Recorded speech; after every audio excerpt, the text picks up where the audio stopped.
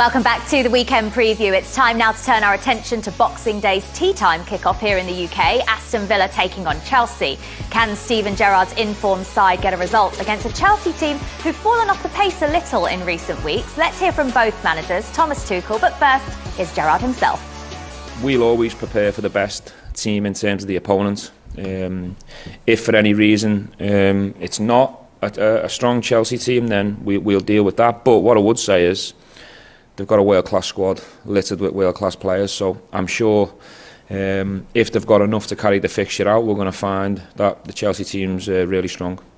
I'm sure I'll get a little bit of stick off the Chelsea fans, but I certainly welcome that, part of the banter of the game. Now, this is very much not about me and my playing days against Chelsea. It's very much about Aston Villa and Chelsea, which is completely different. This is actually quite exciting. I watched it when I was not involved. I watched it during Christmas and New Year, the Premier League. So now I'm in the middle of it. Actually, I like it, and it's nothing new to play 3 matches in a week. To play 3 matches in a week without 9 or 10 players, that is challenging the situation itself. We would love to be involved in all these competitions, and love to have the challenge with everybody. This is not the case. Well, this looks like a really interesting tie because of the two teams' differing forms at the moment. Chelsea have slipped recently, Tim. Aston Villa are on the up. But when you look at the table, for Chelsea, they're 6 points off the top, but Arsenal are actually only 6 points behind them. So are they looking up or are they looking over their shoulder? I think they're looking up. They've had a dip, without doubt. You know, even if they haven't got beat, they've dropped 2 points in a few games. But if you're Steven Gerrard, you're relishing this. I mean, you've got a depleted squad coming towards you, because Thomas wants to tell us every minute he gets that his squad is depleted. But I'm not sure there's too many of us feeling sorry for him out there, because he's got a whole squad full of world-class players. But if I'm Gerrard and that group of players, even if there's a few missing, Stephen's right. You've got to prepare for the best Chelsea coming towards you. You don't know. They've got world-class players. They can turn it on whenever they want. But you just look for an edge. Look for an edge in the man. Look a little bit of confidence low. And I think at the moment, this confidence is certainly not high, Chelsea. If you can go ahead against them, I think it gives you a real chance, especially with rejuvenated Aston Villa. 1 win in the last 4 matches for Chelsea. Do you agree with Tim? Is this a good time for Aston Villa to face them? Yeah, definitely. But I still don't think it's a disaster. I think the form that Chelsea had been in previously has been fantastic, and it was only the beginning of the year. Most people were saying getting Lukaku would mean they're going to win the league. So it's one of those things where it's like, yes, they're not been on a great run, but they're still a top team. And I think in the Premier League now, you drop a couple of points, you can't afford to do that if you want to win the league, can you? So I still think they're still a great team, and I still think this game, yes, it's probably the good time to play against them, but I still think Chelsea will win. Jules, you've studied Thomas Tuchel probably a bit closer than most of us have when he was at PSG as a manager there. Did he ever have a slump like this, and how did he react to it and get a response out of his players? Not really, not in this way, in the sense that he doesn't understand how those individual mistakes have happened. The likes of Jorginho against United, against West Ham away especially. He finds that really frustrating, because he doesn't think that the issue or the mini crisis, if you want, is anything structural, something wrong with the team. For example, they still create enough chances. We saw that against Everton, where I think the XG was 2.4 and Everton XG was 0.3, and they drew 1-1. But there's clearly something missing. I think Conte was a big loss, and Tuchel admitted. He said this is not the same team with Conte or without Conte, with the ball, without the ball. And they concede far many goals when he's not there than when he's there. So I think this is one thing, but everybody has players missing and injured. So he needs to find answers, and pretty quickly, because if you look at the fixtures, 2nd of Jan is home to City and home to Liverpool. 15th of Jan is away at City. By mid-Jan, they could be out completely of the title race, like literally completely. So he needs to find an answer pretty quickly. Do you echo that, Tim? Because you obviously can't win the league at Christmas, but you can lose it. Absolutely, you can be out of it. Jules is absolutely spot on. I talked about the head-to-heads early on the show, with Man City. They smell blood. Man City smell blood, and so will Liverpool. And they're not listening to all the noise about COVID this, COVID that. No, don't worry. Get on with the job. Beat these and put them to bed. If they lose them 2 games, And listen, this one going to do them no favours if they lose this one, by the way. But if we're talking about them beating the rest and then coming up to the head-to-heads, you need some confidence. You need some confidence going in. You don't need to drop points because you're certainly out of it. Then you're looking to be, are we going to hang on for the top 4? Because everyone else is coming up on the rails. So massively important. You're absolutely right. Can't win the league, but you can certainly lose it by February. Leanne, when you mentioned Lukaku a moment ago, just reminded me that the last goal he actually scored for Chelsea in the Premier League was against Aston Villa in the reverse fixture. That feels like such a long time ago. It was back in September.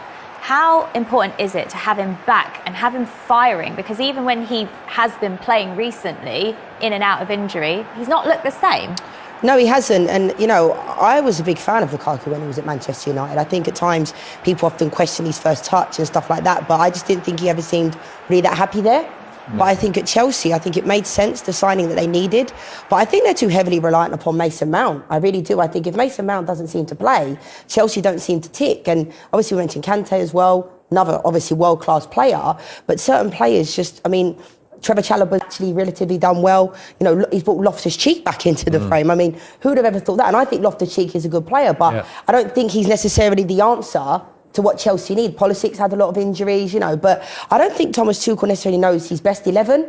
And I think that is a big problem sometimes, because defensively, when Thiago Silva came, fantastic player. I mean, people talk about age, and I think we have this ageism sometimes in football where we talk about Cristiano Ronaldo, Thiago Silva being a certain age, but it doesn't matter, because defensively he's fantastic, and I wish he came to the Premier League a lot sooner.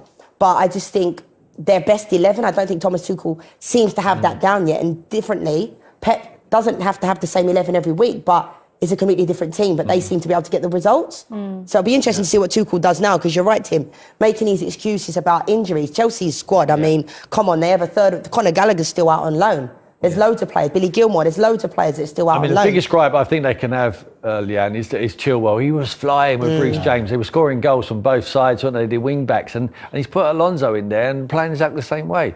Now, Pep wouldn't do that because Alonso is not Chilwell. You know, he hasn't got the legs to be able to do that. He's a good player. He can balance them off the left. We know he can score but goals defensively, himself. he's not as good. He's not going to get up and down like Chilwell does. So sometimes you have to tweak it. And I think he's found it difficult. Obviously, Timo Werner's not been there, not been available. Kai Havertz, so they haven't really done it. Ziyech, they haven't really settled into a Chelsea shirt up to now. I need Lukaku back in. I think he is a good signing. I think he proved to be a good signing. And that is why they'll finish third in the league. Because of Lukaku. They won't be looking down because I think they'll get him fit enough to score enough goals to keep him up there challenging. OK, as for Aston Villa, 4 wins for Steven Gerrard out of the 6 matches in the Premier League, and those 2 defeats were against Manchester City and Liverpool. So not a bad start for him. What do you think the biggest improvement has been? Well, I think with the ball, I was at the Arsenal game for Villa when they lost 3-0, and Dean Smith tried something different, but when I look Matty Cash now and the Steven Gerrard, and I look the Matty Cash earlier this season, I think it's different. He touches the ball far more in the opposition box.